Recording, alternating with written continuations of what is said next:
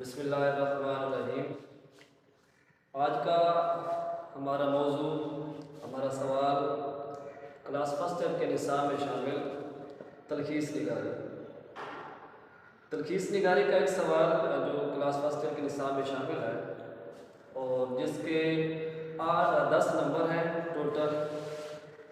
10 नंबरों में 8 नंबर तलखीस निगारी की और 2 नंबर उसके उन्वान तहरीर करेंगे। आज हम इस सवाल को अमली तौर पर आपको करके दिखाएंगे और उसका तरीक़ाकार जो है वो आपके साथ रखेंगे।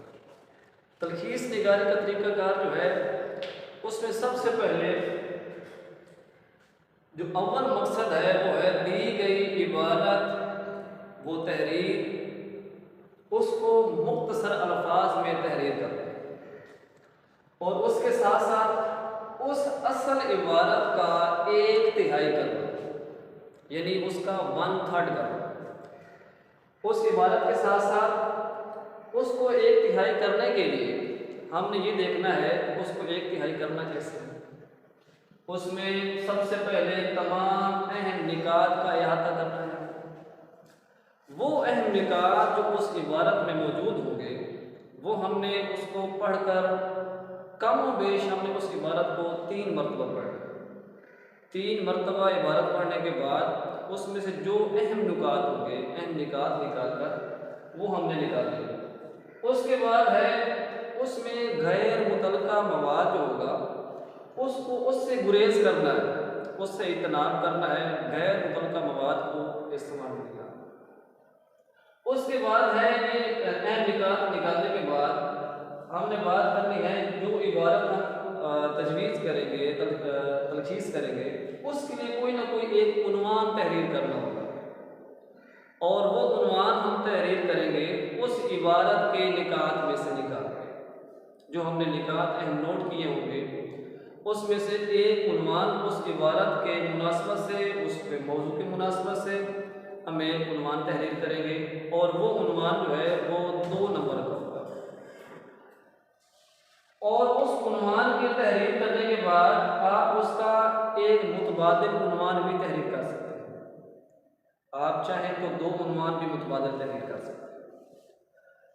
मुतबादिल उन्वान तहरीर करने का मकसद ये होगा कि अगर आपने जो उन्वान तहरीर किया पहले, अगर वो चेक करने वाला, आपका पेपर चेक करने वाला अगर उसको आपको वो उन्वान पसंद नहीं आए तो आपने जो मुतबादिल में जो उन्वानात तहरीर किए होंगे हो सकता है उनमें से उन्हें कुछ पसंद आ जाए और आपके 2 नंबर मुकम्मल आपको मिल जाए। तो इस तरह ये बात चलते चलते आगे जो तलखीस निगारी का तरीक़ाकार है हम उस पर बात करते हैं। तलखीस निगारी के तरीक़ाकार में सबसे पहले अव्वल बात जो है कि वो दी गई इबारत में जो अल्फाज होंगे आपने उनको काउंटिंग करना है, गिनना है कि उस इबारत में अल्फाज की तादाद कितनी है। और उसका जो आसान तरीन तरीका है, इबारत की पहली लाइन जो होगी आप उसके अल्फाज गिन लीजिएगा और बाकी जो लाइनें होंगी उसी मुनासबत से आप देखिएगा पहली लाइन वाली इबारत में अल्फाज की तादाद दूसरी लाइनों में भी यकसा होगी, बराबर। अल्फाज की तादाद गिनने के बाद दूसरा तरीक़ाकार में जो पहलू आएगा वो है तलखीस के लिए दस्तयाब अल्फाज का, यानी कि जो अल्फाज आपके उस इबारत में टोटल हैं, कुल हैं, अब आपने ये देखना होगा कि उस टोटल के मुनासबत से हमने तलखीस के लिए कितने अल्फाज निकालने हैं। ये दूसरा पहलू। और तीसरा पहलू है उसी इबारत में अहम निकात निकालना, यानी वो इबारत जब आप पढ़ेंगे, बार बार पढ़ेंगे तो आपको इल्म हो जाएगा कि इसमें अहम निकात कौन कौन से। तो अहम निकात निकालने के बाद, और वो अहम निकात जो हैं 4 भी हो सकते हैं, 5 भी हो सकते हैं। उसके बाद बात आ गई इबारत के मरकजी निकात। इबारत के मरकजी निकात वो निकात होंगे जो उन 5 नुकात में से भी मज़ीद आपको उस इबारत के मरकज़ की तरफ ले जाए, यानी ये निकात जो मरकज़ी निकात होंगे आपको उन्वान तहरीर करने में मुआविन साबित होंगे। उसके बाद मरकज़ी निकात लिखने के बाद बात आएगी तलखीस, यानी जो इबारत आपने तलखीस में लिखनी है, जो आपने ये पहले तहरीर कर लिया कि तलखीस के लिए दस्तयाब अल्फाज कितने होंगे, आपने उन्हीं अल्फाज में जो इबारत लिखनी है वो तलखीस शुदा इबारत होगी। तलखीस शुदा इबारत के बाद बात आएगी उन्वान की तरफ। तलखीस वाली इबारत जब आप लिख लेंगे तो फिर आप आएंगे उन्वान पे। जो आपका मरकज़ी निकात थे, एक था या दो थे, आपने उनमें से कोई उन्वान तहरीर कर और उन्वान लिखने के बाद फिर बात आएगी मुतबादिल उन्वानात पे। अगर आपने जो उन्वान लिखा है वो आपने लिखने के बाद सोचा कि शायद ये दुरुस्त ना हो, तो आप उसके साथ दूसरी हेडिंग देंगे मुतबादिल उन्वानात, और उसके सामने आप एक उन्वान भी लिख सकते हैं, दो भी लिख सकते हैं। करें तलखीस निगारी का तरीक़ाकार मुकम्मल करने के बाद अब हम उसके एक अमली तरफ आते हैं कि एक सफ़ा पे आप किस तरह तलखीस निगारी का सवाल मुकम्मल कर सकते हैं। मैंने पहले आपसे बात की कि ये सवाल 10 नंबर का है और लोग जो हैं वो तलखीस निगारी की तहरीर लिखकर और उन्वान देकर 3-4 लाइनों में सवाल मुकम्मल कर लेते हैं, जिसकी वजह से उन्हें मुकम्मल नंबर नहीं मिल पाते। तो ये एक अमली तौर पर मुकम्मल उसका जामे है, और इस तरह आप अगर सवाल को मुकम्मल करेंगे तो आप यकीनन 9-10 नंबर लेने के अहल हो जाएंगे। तो सबसे पहले आप लिखेंगे कि सवाल नंबर 8, क्योंकि पेपर में सवाली पेपर में ये सवाल 8वां होगा। सवाल नंबर 8 ये लिखने के बाद हेडिंग देंगे तलखीस निगारी। तलखीस निगारी हेडिंग देने के बाद जो आपके सामने इबारत होगी आपने वो यहाँ पे नहीं लिखनी, आपने उसके अल्फाज गिनने हैं। अल्फाज गिनने के बाद आप हेडिंग देंगे इबारत के अल्फाज की कुल तादाद।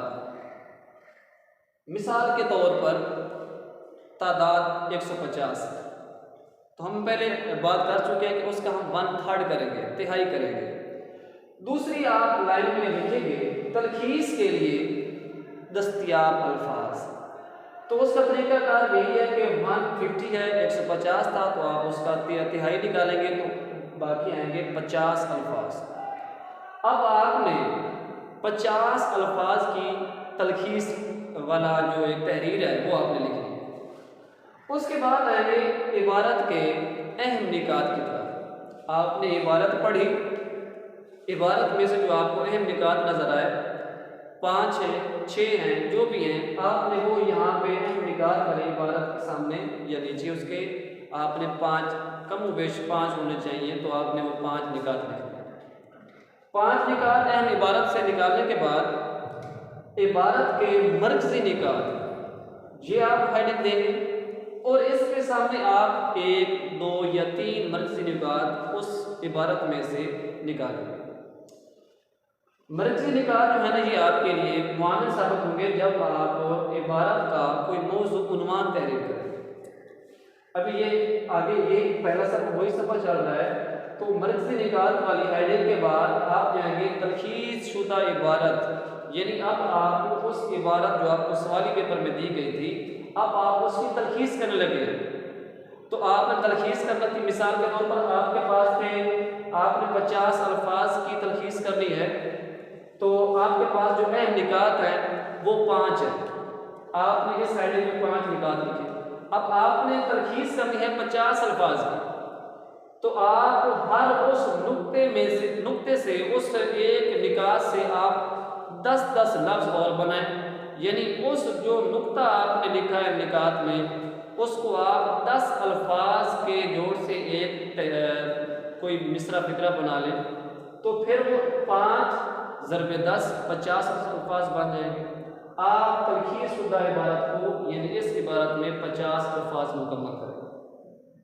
जब ये आप मुकम्मल कर लेंगे तो उसके बाद आप इसी तलखीस शुदा इबारत को कोई मौजू उन्वान देंगे। वो उन्वान कहाँ से लेंगे आप, जो आपने इबारत के अहम निकात से मरकज़ी निकात लिखे थे, मरकज़ी निकात में से आप यहाँ पे कोई उन्वान तहरीर करेंगे। उन्वान आपका 2 नंबर का है, उन्वान 2 लफ्ज़ का भी हो सकता है, 3 लफ्ज़ का भी हो सकता है। अब आपका अगर दिल मुतमईन नहीं हो रहा कि ये उन्वान बिल्कुल एग्जैक्ट नहीं है, ठीक नहीं है, तो आप नीचे दूसरी लाइन में आप मुतबादिल उन्वानात की हेडिंग भी दे सकते हैं और उसके सामने आप ज़्यादा से ज़्यादा दो उन्वानात मज़ीद तहरीर कर सकते हैं। इस तरह आपके ये 10 नंबर का सवाल एक सफ़ा पे जाके मुकम्मल होता है। कभी भी इस सवाल को 3-4 लाइनों में आधे सफ़े में मुकम्मल नहीं करना और हमेशा ये कोई भी सवाल हो सफ़े के बीच में से या इख्तिताम से शुरू नहीं करना। बिल्कुल ये सवाल सफ़ा के शुरू से करना है और एक मुकम्मल सफ़ा पे इसी तरतीब के साथ जो मैंने आपके सामने लिखी है इसी तरतीब के साथ आपने ये सवाल मुकम्मल करना है। और उम्मीद करता हूँ आपको ये तरीका पसंद आया होगा और ये आपके लिए कामयाबी का साबित होगा।